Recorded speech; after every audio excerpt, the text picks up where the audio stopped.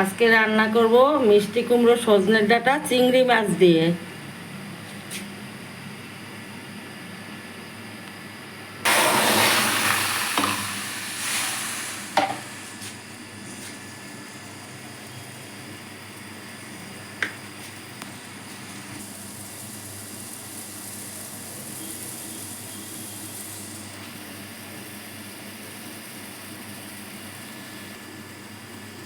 এবার আমি চিংড়ি মাছটা তুলে নেব। তুলে আমি তরকারিটা বসিয়ে চিংড়ি মাছটা পরে আমি বেটে দিয়ে দেব। চিংড়ি মাছটা বেটে দেব। এবার আমি মিষ্টি কুমড়ো সজনের ডাঁটাটা বসিয়ে দিলাম।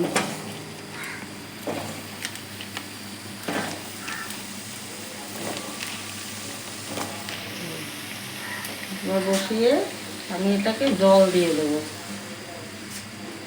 দেব। এবার এটাকে আমি জল দিয়ে দেবো পরিমাণ মতো।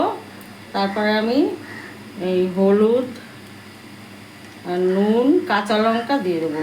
এই নুন কাঁচা লঙ্কা দিয়ে দেবো। এবার আমি বাটা চিংড়ি মাছটা দিয়ে দিলাম।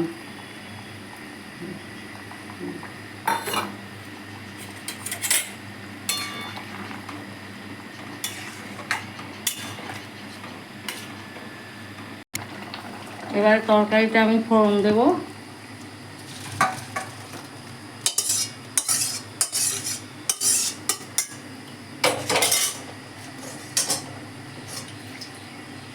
এবার তরকারিটা আমি ফোড়ন দেবো, তার জন্য আমি সর্ষের তেল দিয়ে নিলাম, কড়াইয়ে সর্ষের তেল। এবার শুকনো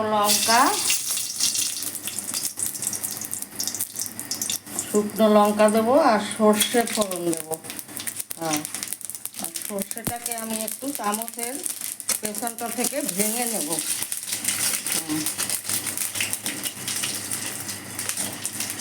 সর্ষেটা ভেঙে নিলাম।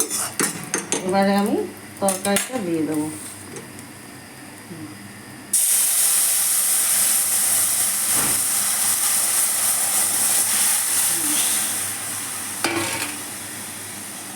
এবারে আমি সামান্য একটু চিনি দিয়ে দেবো।